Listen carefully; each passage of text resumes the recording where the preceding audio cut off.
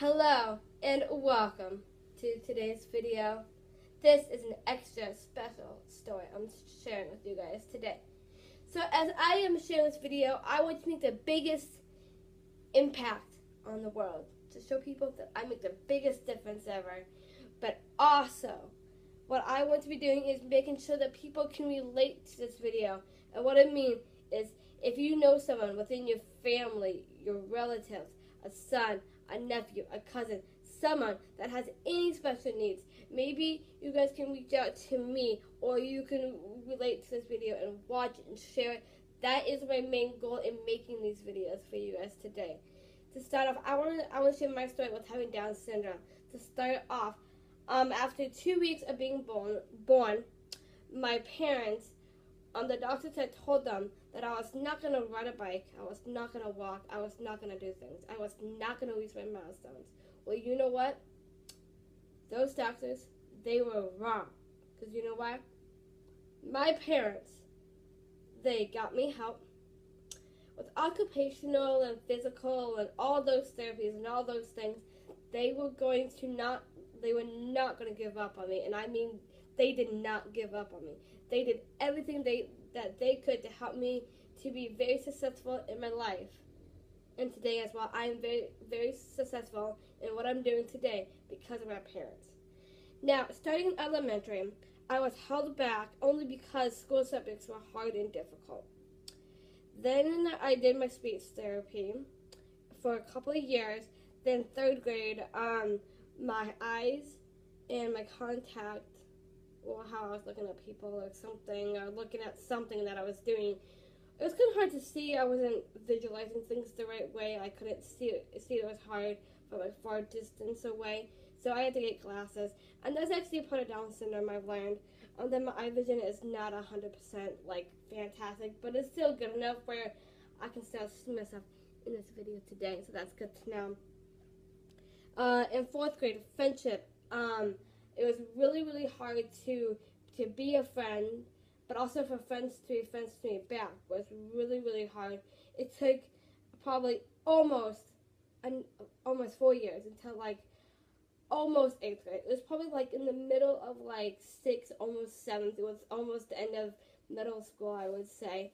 Then finally, once that was done, I moved on to the next stage of my life. But friendship was really, really hard. My second year of high school, I took friendships way too far because of the emotional attachments. That's all I'm going to say about that one time. Okay, it's not here in Chicago. This was when I lived somewhere else.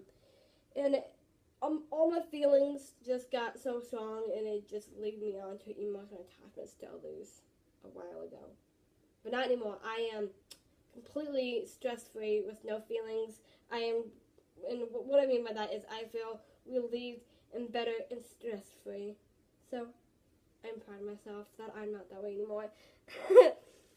And my heart and my body is calm and relaxed, so I feel better now. So that's good to know. Now, when it comes to changes, that was really, really hard for me. Like, even like little to big changes, like from moving on from one thing to another was hard. Reacting to emotions very strongly and very quickly. Like, if I had a feeling, I would, it was like a trigger in my mind, just set me go, to let me go. So, like, one little feeling that I had, it was like, that feeling that I had was so strong that I had to, like, run after my feeling or something. It was just insane. It was like, I had to react to it way too quickly because of how strong the feeling was. But I'm not going to list every single of my struggles that I've had, but those are 6 of the main ones, I would say. And also, there's a time in my life when I felt alone through my struggles, but not anymore, because I have tons of support, love and care, music and friends, and all of that has helped me through so much in my life.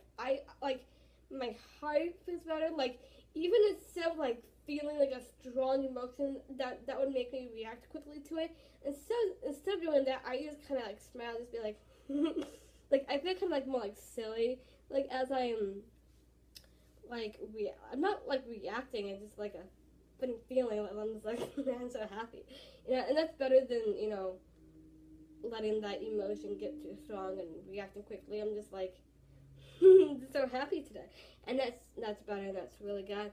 But I could not thank the people who have helped me in my life to get to where I am today.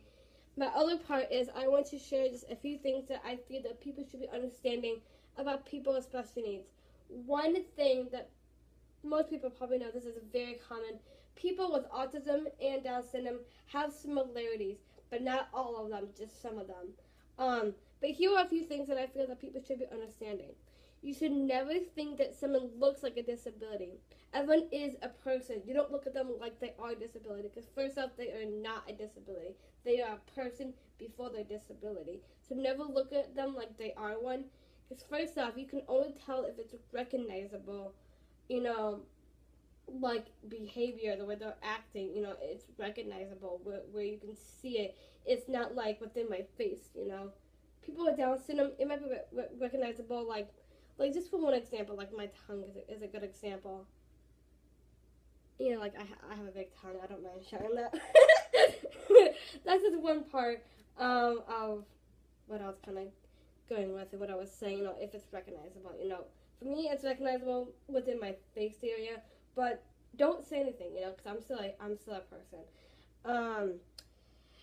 Now, when it comes to most people who act out, people will think it's considered bad behavior, which it is not considered bad behavior. Like, people might be like, she's acting out, that shouldn't be allowed. First off, when it comes to their disability and they act out, do not think that it does not have to do with their disability, because maybe it does and you don't know that.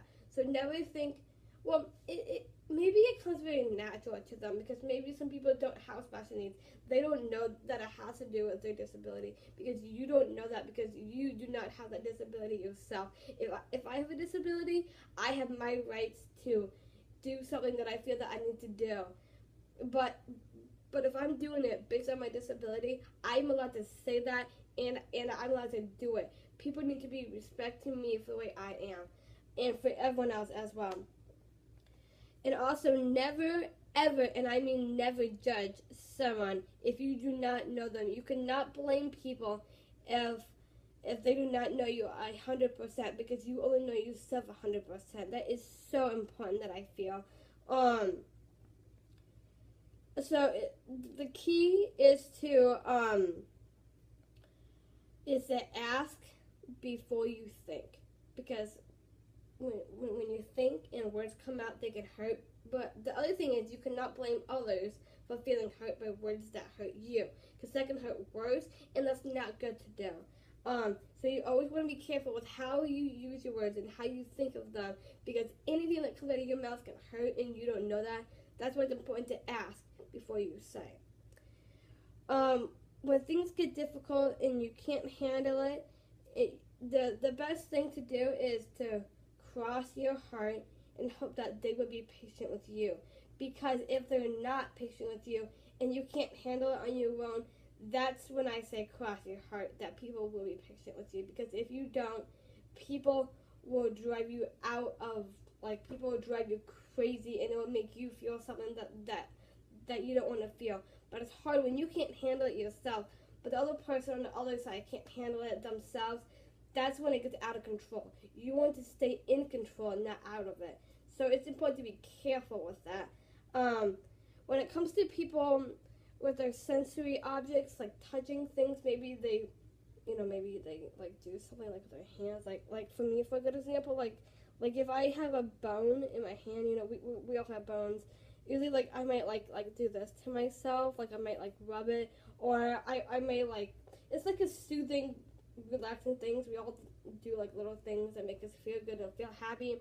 So it's not really considered a weird thing. That's why I'm kind of saying, like, when it comes to that stuff, it's good to ask, like, why you're doing that. And that's okay to ask, but don't think it has to do with something else. Maybe it has to do with how they're feeling or something. So it's just important to be careful when you ask that type of question, to make sure that it's okay for the person who asked and for the person who's doing the thing that they have to do, like a like a sensory object, or maybe within their like hands or something, like they're rubbing their hand, or they're doing something that makes their body feel good. Maybe it's bouncing on a ball, maybe it's, like I said, touching your hand, maybe it's doing something with you, or touching something like an object or on a ball. You know, it's a sensory thing. It helps them stay calm. Like people with autism might do this to themselves. You know, it helps them from not feeling stressed, from not feeling things too much. They are calm, relaxed. They are in the relaxation mode of themselves. So they are happy the way that they are doing things.